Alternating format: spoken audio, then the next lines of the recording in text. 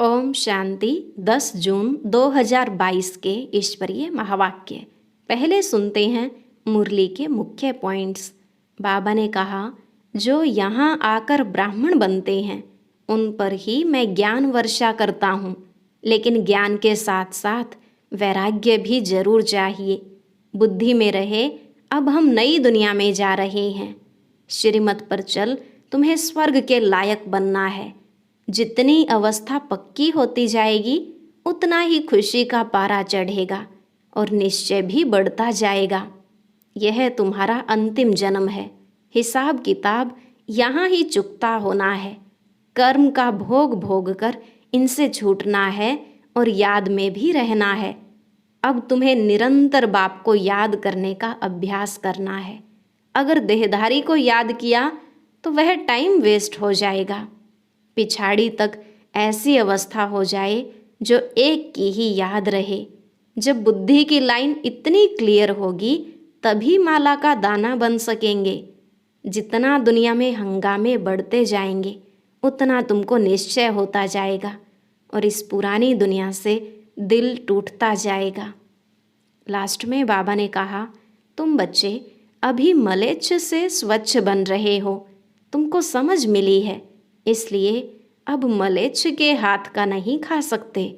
कहा भी जाता, जैसा अन्न वैसा मन। खराब चीज़ को खरीदने वाला, उसे बनाने वाला और खाने वाला, इन सब के ऊपर पाप पड़ता है। अब सुनते हैं महावाक्यों को विस्तार से। मुरली का सार। मीठे बच्चे, सदा इसी नशे में रहो कि ज्ञान सागर बाप की ज्ञान वर्षा हमारे ऊपर हो रही है, जिससे हम पावन बन अपने बड़े घर में जाएंगे। प्रश्न, तुम बच्चों का निश्चय किस आधार से और भी पक्का होता जाएगा? उत्तर, दुनिया में जितने हंगामे बढ़ेंगे तुम्हारे दैवी झाड़ की वृद्धि होगी, उतना पुरानी दुनिया से दिल हटती जाएगी और तुम्हारा निश्चय पक्का होता जाएगा। विहंग मार्ग की सर्विस होती जाएगी। धारणा पर अटेंशन देते जाएंगे तो बुद्धि का हौसला बढ़ता जाएगा। अपार खुशी में रहेंगे। ओम शांति। बच्चों को रोज यह कहने की दरकार नहीं रहती है कि शिव बाबा को याद करो। बच्चे जानते हैं हम शिव बाबा की संतान हैं। कहने की दरकार नहीं रहती। शिव बाबा हमको इस द्वारा पढ़ाते हैं। यह है ज्ञान सागर के ज्ञान की वर्षा। बच्चों की बुद्धि में है कि ज्ञान सागर की अब हमारे ऊपर ज्ञान वर्षा हो रही है। जो आकर ब्राह्मण बनते हैं उन पर ही मैं ज्ञान की वर्षा करता हूँ। बच्चों के सम्मुख होता हूँ। अभी बच्चे सम्मुख बैठे हैं। बाबा घड़ी घड़ी सम्मुख होने का नशा चढ़ाते हैं। माया फिर नशा उतार देती है। किसका पूरा उतार देती, किसका कम। बच्चे जानते हैं हम आए हैं सागर के पास रिफ्रेश होने, अर्थात मुरली की पॉइंट धारण कर डायरेक्शन लेने। हम उनके सामने बैठे हैं। इस ज्ञान सागर की वर्षा एक ही बार होती है। बाप आते ही हैं पतितों को पावन बनाने। महिमा भी ऐसे गाते हैं, हे पतित पावन। सतयुग में तो ऐसे नहीं पुकारेंगे। वहाँ तो ज्ञान सागर की ज्ञान वर्षा से पावन बने हुए हैं। ज्ञान के साथ फिर वैराग्य भी है। किस चीज़ का? पुरानी पतित दुनिया का बुद्धि से वैराग्य आता है। बच्चे बुद्धि से जानते हैं कि अभी हम नई दुनिया में जाते हैं। पुरानी दुनिया को छोड़ना है। इसको वैराग्य अक्षर कह दिया है। जैसे बाबा नया मकान बनाते हैं तो पुराने से बुद्धि योग हटकर नए से लग जाता है। समझते हैं पुराना खलास हो तो हम नए में जावें। बच्चे भी अंदर में कहते होंगे, जल्दी जल्दी स्वर्ग की स्थापना हो जाए, तब हम अपने घर जाएं, सुखी होवें। पहले पहले हम साजन के साथ घर जाएंगे। यह पियर घर है, यह छोटा, वह बड़े बाबा का घर बड़ा घर है। तुम जानते हो वह तो सभी आत्माओं का घर है। यह तुम बच्चों की बुद्धि में है और किसकी बुद्धि में नहीं है। आगे तो अंधियारा था, अब सोजरा है। यह भी समझते हो कि ज्ञान तो सब नहीं लेंगे, घर तो सब जाएंगे जरूर। तुम बच्चों की बुद्धि में है कि अब हम अपने घर जा रहे हैं, श्रीमत पर लायक बन रहे हैं, स्वर्ग के लायक बनना है। एक तो मुझे याद करो तो विकर्म विनाश हो जाए, दूसरा चक्र को फिराओ। सृष्टि का चक्र कैसे फिरता है, इनकी आयु कितनी है, कौन कब आते हैं, यह सारा बाप बैठ समझाते हैं। यह जो कहते हैं मनुष्य 84 लाख जन्म लेते हैं, तो क्या सभी लेते हैं? अभी तुम जानते हो 84 जन्म होते हैं, उनका भी हिसाब है।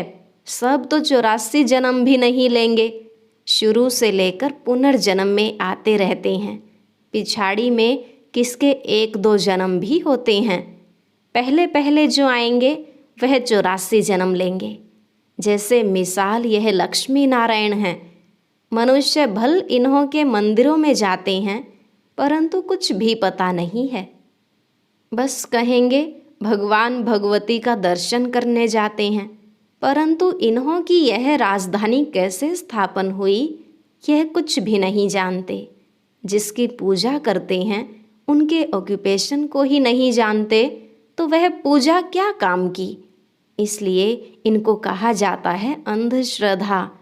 जब तब तीर्थ आदि करते हैं, समझते हैं इनसे भगवान को पाने का रास्ता मिलता है, परंतु इनसे कोई को भगवान मिल नहीं सकता। समझो यहाँ भी कोई कोई आते हैं, जगदम्बा के मंदिरों में आते हैं दर्शन करने।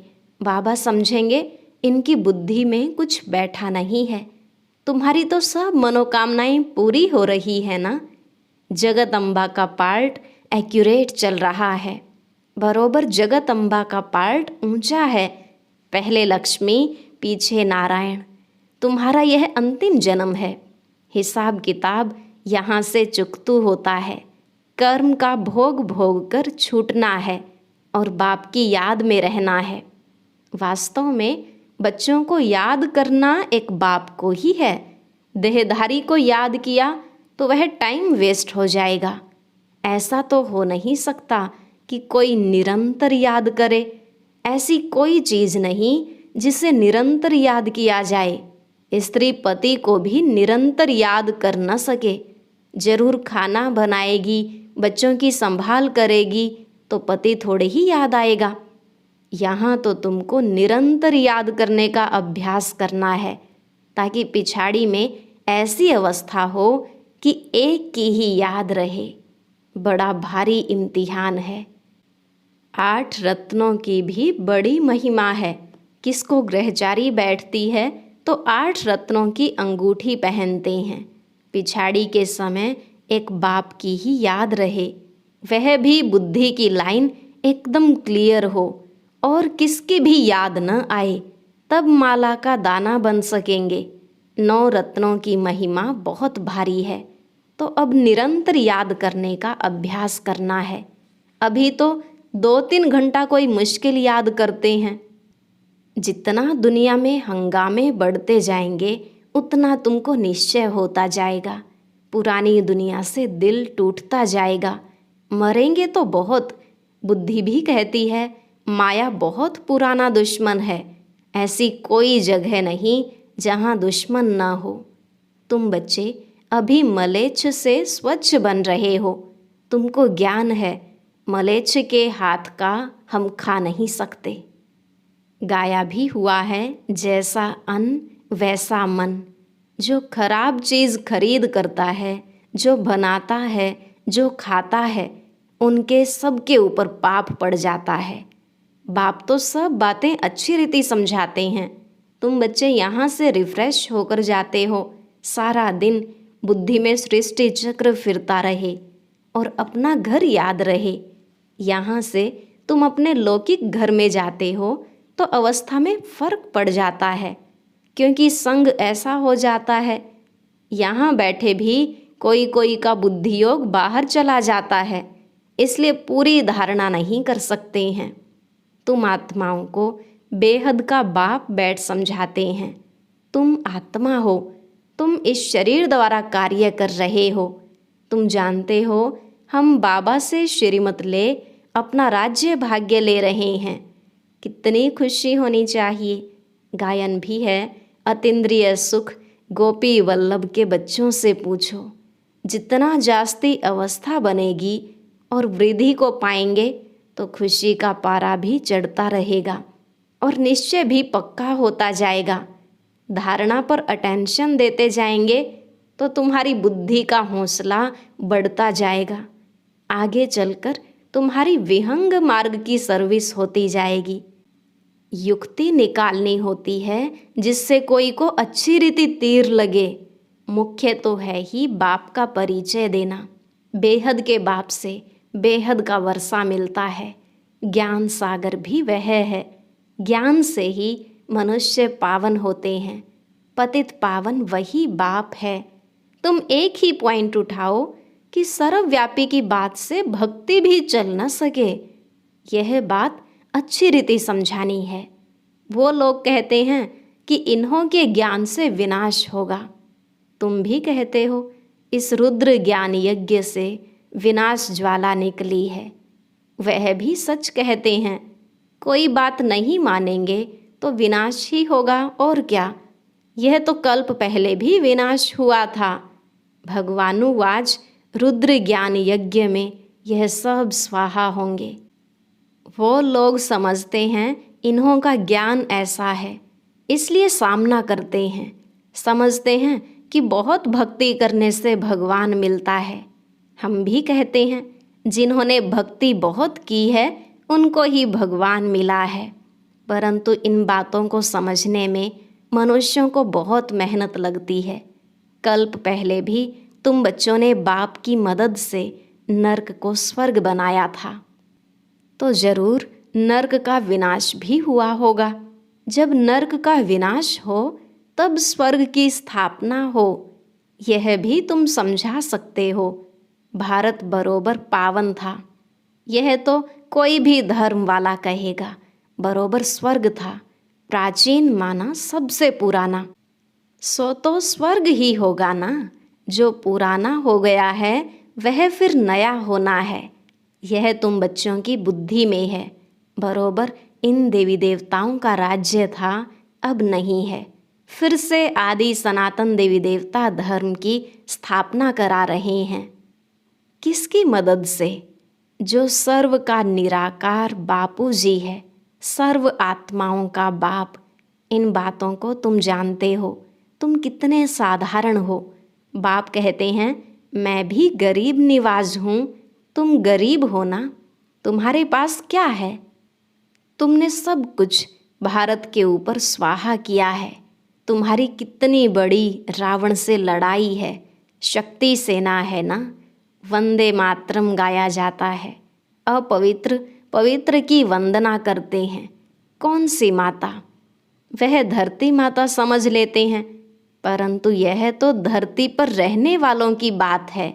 जगत अम्बा है तो बच्चे भी हैं। यह दिलवाड़ा मंदिर यादगार बना हुआ है। कुमारियाँ, अधर कुमारियाँ भी हैं, इनको माता भी कह देते हैं। तुम कहते हो बाबा हम तो बीके हैं, हमको माता न कहे बेटी कहो, हम कुमारी हैं। कितनी गुह्य समझ की बात है, परंतु उठा नहीं सकते हैं। पुराना जन्म जन्मांतर का भान बैठा हुआ है, वह टूटता ही नहीं है। तुम्हारी बुद्धि में है कि बाबा हमारे सामने बैठे हैं, आत्माओं से बात कर रहे हैं। बाप की इस शरीर में प्रवेशता है। बाबा आकर अलौकिक दिव्य कर्तव्य करते हैं। पतित को पावन बनाने के लिए पढ़ाते हैं। पूरी याद रहनी चाहिए, हमको पतित पावन शिव बाबा पढ़ाते हैं। पतित पावन सबसे ऊंचा हुआ, फिर बाप टीचर भी है। पहले पहले अक्षर ही आना चाहिए पतित पावन, उनको याद करते हैं। और गॉड फादर आओ, आकर फिर से हमें राजयोग सिखलाओ। बाप भी कहते हैं फिर से तुम बच्चों को सहज ज्ञान योग सिखला रहा हूँ। इसमें पुस्तक आदि की कोई बात नहीं, यह तो उन्होंने नाम रख दिया है। अब तो बाप तुमको लायक बनने की शिक्षा दे रहे हैं। नित्य नई पॉइंट मिलती हैं। और गीताएं ग्रंथ आदि जो बनाते हैं उनमें कोई एडिशन व कटकुट नहीं करते हैं, वही सुनाते हैं। यहाँ एडिशन किया जाता है, कटकुट भी किया जाता है। रोज़ नई नई पॉइंट्स मिलती हैं। नॉलेज बड़ी वंडरफुल है, जो और कोई शास्त्रों में नहीं है। काम महाशत्रु है। भगवानुवाच देह सहित सबको भूल जाओ, एक को याद करो। मैं तुम सब आत्माओं को वापस ले जाऊंगा। मैं अकाल मूरत, कालों का काल हूँ। मैं सब बच्चों को लेने आया हूँ, तो तुमको खुशी होनी चाहिए ना। तुम जानते हो अभी हम घर जाते हैं, जल्दी होशियार हो जाएं, बाबा से वर्षा तो ले लेवें, तब तक लड़ाई न लगे। बाबा कहेंगे मैं थोड़े ही कुछ कर सकता हूँ, पहले रिहर्सल होगी। अभी तो राजाएं आदि भी नहीं आए हैं, राजस्थान पर भी समझा सकते हो। बोलो, तुमको पता है कि राजस्थान नाम क्यों पड़ा है? भारत में लक्ष्मी नारायण का राज्य था ना, फिर से वह राजस्थान होना चाहिए। सो अब फिर से स्थापन हो रहा है, हम जानते हैं, परंतु बुद्धि में जब बैठे तब खुशी का पारा चढ़े। भक्ति मार्ग में इन देवताओं के मंदिर बनाते हैं। भारत में कितना धन था, हम फिर से इनको दैवी राजस्थान बनाते हैं। इन बातों को आकर समझो, समझाने का भी उमंग होना चाहिए। यह भी सेमिनार है ना, कैसे सर्विस करनी चाहिए। बाबा ने समझाया है, कुमारियाँ, माताएं, गोप सब इकट्ठे सुनते हैं। ऊंच से ऊंच एक भगवान है, कृष्ण नहीं। तो राजस्थान पर तुम समझा सकते हो, बरोबर राजस्थान था, जिन्हों के मंदिर बने हुए हैं, फिर से हम बना रहे हैं। बाप हमको राजयोग सिखा रहे हैं। तुम भी ट्राई करो आधा कल्प के लिए, फिर कभी रोना नहीं पड़ेगा। हम राम की श्रीमत से रावण पर जीत पा रहे हैं। अक्षर सुनेंगे तो अंदर जचेगा, जिनको तीर लगेगा वह समझने के लिए आ जाएंगे। यह बेहद का सेमिनार रोज़ बाबा करते हैं। यह है आत्माओं का परमात्मा के साथ सेमिनार। अच्छा, मीठे मीठे सिकिलधे बच्चों प्रति माता पिता बाप दादा का याद प्यार और गुड मॉर्निंग। रूहानी बाप की रूहानी बच्चों को नमस्ते। रूहानी बच्चों की रूहानी बाप दादा को नमस्ते नमस्ते, गुड मॉर्निंग, शुक्रिया बाबा, शुक्रिया। धारणा के लिए मुख्य सार। पहला पॉइंट, कर्म भोग से छूटने के लिए एक बाप की याद में रहना है। देहधारी की याद से टाइम वेस्ट नहीं करना है। बुद्धि की लाइन बहुत क्लियर रखनी है। दूसरा, भोजन बहुत शुद्ध खाना है, जैसा अन्न वैसा मन। इसलिए किसी भी मलेच्छ के हाथ का भोजन नहीं खाना है। बुद्धि को स्वच्छ बनाना है।